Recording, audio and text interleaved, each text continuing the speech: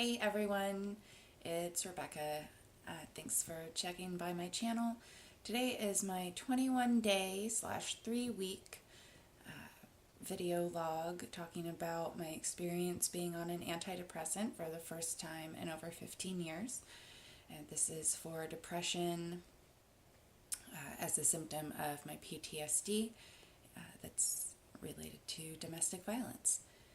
And I just wanted to I usually do a little recap each week, and this week I just wanted to talk about how nervous I was to accept my doctor's recommendation to get onto this medication. I was so scared.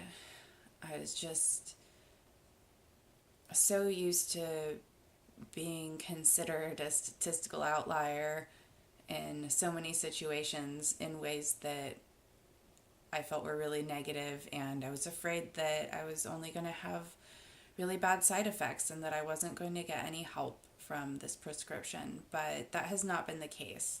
I feel so much better, feeling so much more like myself 3 weeks in, and it's not even at the point where I'm expected to have full benefits from having the medication in my system. That's expected more around 6 weeks.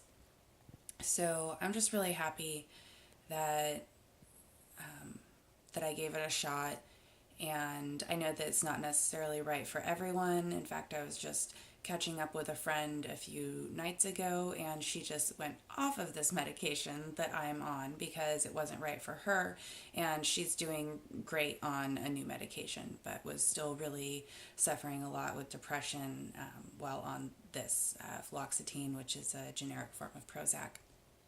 So I'm not saying, oh, go out and ask your doctor for this. I'm just saying that this is what's up with me. I was really scared. I was not having really any hopes about this working, and mostly I just felt like I wanted to be able to show my doctor that it wasn't going to work for me, and I wanted her to move on to, maybe talking about something else, or just to stop talking about my depression and just deal with my asthma or something like that. But I was just in a really bad place, and I'm not anymore.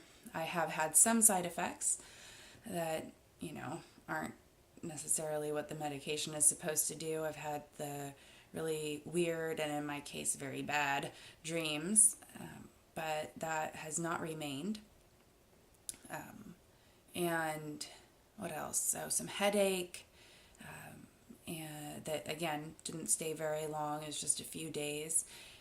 Sore throat that I think was also related to it, just a few days. And and it makes me really tired. So I did adjust the time that I'm taking it. I was taking it about 8:30, and now I'm trying to take it more about 10:30 so that I'm not falling asleep while I'm still trying to wrap up the stuff that I want to get done with my day.